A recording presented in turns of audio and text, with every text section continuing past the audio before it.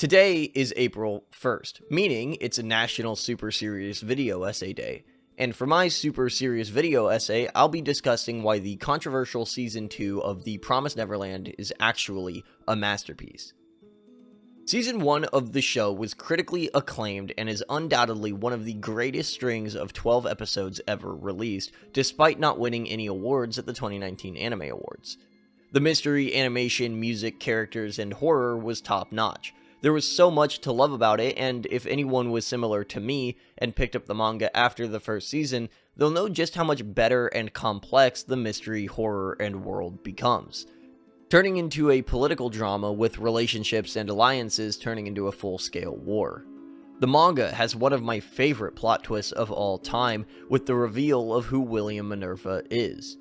Goldie Pond is a fan favorite arc, putting the characters in a battle royale-esque game where they're hunted for sport.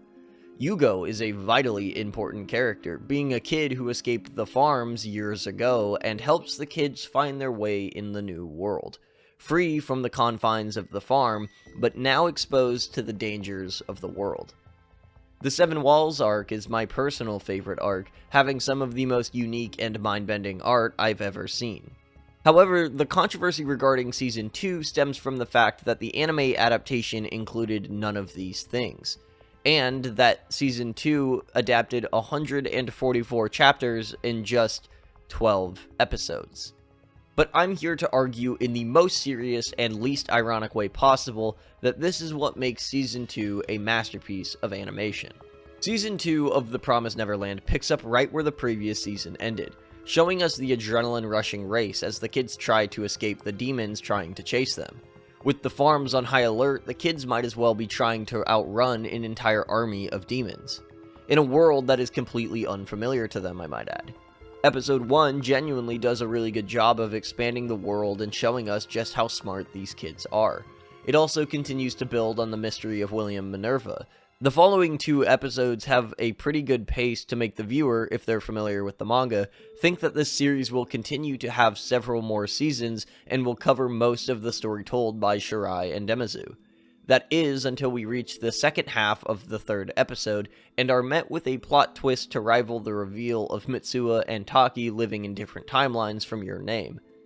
Yugo isn't in the bunker. The armory used by Yugo to equip the kids leading into the Goldie Pond arc, empty.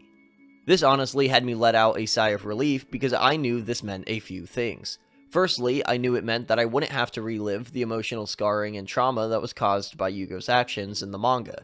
I hate when stories make me fall in love with characters and make them important to the story, and give them opportunities to mature and grow, overcoming whatever selfish motivations they might have and sacrificing themselves for the greater good of our main cast. I was also able to assume that I wouldn't have to deal with the stressful and anxiety-inducing Goldie Pond arc. The Promised Neverland isn't really the kind of series that benefits from having arcs where characters have to outwit enemies that are much stronger than them in a battle for life or death, so I felt that taking Goldie Pond out was actually a really smart move. The removal of some of these arcs and characters is one of the tools used by The Promised Neverland to make itself stand apart from the manga. By subverting expectations, The Promised Neverland is truly able to tell a story that's distinct from the manga. As we all know, when stories are adapted faithfully from the manga, it can be boring, knowing everything that we're about to see. Obviously, Fullmetal Alchemist is a significantly more interesting adaptation than Brotherhood is. Naruto's filler arcs are without a doubt the highlight of the show. Having just finished the original Naruto in preparation for my video on the Big 3, I couldn't wait to get through the horribly uninteresting and boring Sasuke retrieval arc so that I could get to the 83 straight episodes of filler afterwards. As mentioned previously, my favorite arc in the manga was the Seven Walls arc, and I was so happy to see how Season 2 of The Promised Neverland adapted that arc.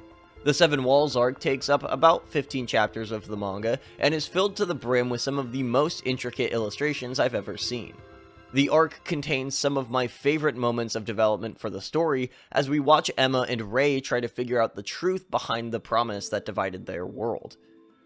But what the anime adaptation did, instead of recreating this arc faithfully, something we've discussed already is bad, they made it into an 8-second still frame panning shot, which is great, because by doing this, they really give you the feeling of seeing that panel, and obviously animation and dialogue can be distracting. So by removing them, we really get to admire the excellent illustration of this vitally important event, and it happens at the end of the series and not the climax, which is a really interesting... I can't do it anymore. This was supposed to be an entire essay for April Fools, and I genuinely can't bring myself to write any more disgusting and disingenuous lies. The Promised Neverland is one of my favorite stories in all of anime and manga, and it was actually the series that got me into reading manga in the first place. And the second season of the adaptation is nothing short of a dumpster fire. I'm not one to be super cynical in my videos, but this anime genuinely hurt me. They removed the 5 regent families of the demons. They completely destroyed Norman's return and entirely removed the reveal of him picking up the mantle of William Minerva. I mean, they got rid of the Goldie Pond and Seven Walls arc. Not once in my life have I ever seen a series with as much potential as The Promised Neverland get so horribly maimed. So with that out of the way, it begs the question, what happened to this series? Why did a show that was as loved as The Promised Neverland get so little care from its studio? Well, there are probably a few reasons. Obviously, the show was rushed, and there are likely reasons that we don't know about involving production committees who are so out of touch with their studio's audiences that they make decisions with giraffe levels of oversight. Initially, I wanted to say that it's possible that some of the visuals and scale of The Promised Neverland would be a bit too tricky for the studio to adapt, but Cloverworks is not a small studio, and they're totally capable of putting out some genuine bangers. It's also totally possible that the production committee just didn't have faith they would be able to maintain an audience to put out as many seasons as a faithful adaptation of the series would require. But given the popularity of the first season, I don't know, giraffes, I guess. Moving away from speculation and into what I think was likely one of the larger reasons for the failure of The Promised Neverland was the fact that Cloverworks started airing 3 weekly shows at the exact same time. Giraffes. Wonder Egg Priority and Horimayo were both fantastic shows, and clearly got a lot more love from Cloverworks than The Promised Neverland Season 2 did. Despite Wonder Egg Priority's abysmal ending, it's still one of my favorite anime original series I've ever seen. It covered some really difficult topics and showed them in a way that was blatant but not exploitative.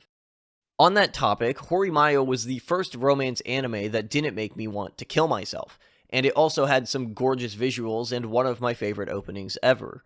All in all, they both turned out to be pretty great shows, but I can't help but wonder what they could have been if they both got the love and care they deserved. All 3 of these shows could have been absolutely incredible, and they could have all stood proudly among some of the best in their genres. The Promised Neverland's source material is truly unlike anything else out there. The story stands out, I believe, for much the same reason that Attack on Titan became so popular. Its premise is immediately interesting, and the story and characters have so many twists and turns that even if it eventually deviates from that initial premise, it's still insanely entertaining. It's actually the deviation from the original premise that made me fall in love with both shows. Both series are about people living in closed-off environments, and the story follows their journey as they try desperately to escape their confines and understand a world that they had no idea about previously. And like I said, there really aren't many other stories like it. The Promised Neverland's tone and world are so unique to it, and that's why we all fell in love with it. Unfortunately, that's just how it is sometimes. Some shows get adaptations that are better than you would expect, and some shows turn out like The Promised Neverland Season 2. Thank you so much for watching. It means the world to me.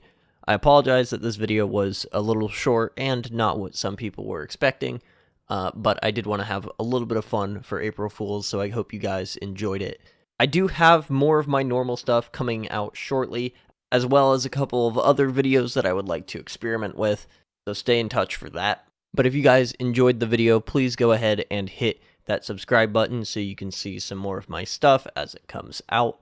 Hit the like button and tell me what you guys thought about it. That stuff really helps way more than you would think. YouTube loves it, and so if you guys want to help out just a little bit with the algorithm, go ahead and hit all the buttons. If you want to get notified about when I upload a video, because I know my schedule's a little weird, there's a little bell icon. You can go ahead, hit that. You'll get notified whenever I upload a video.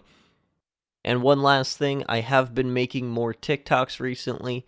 I don't get necessarily as much time as I would like on Instagram or YouTube Shorts. So if you want some more longer form stuff in between videos here on the main channel, you can go ahead and follow me on TikTok at yuki.wave.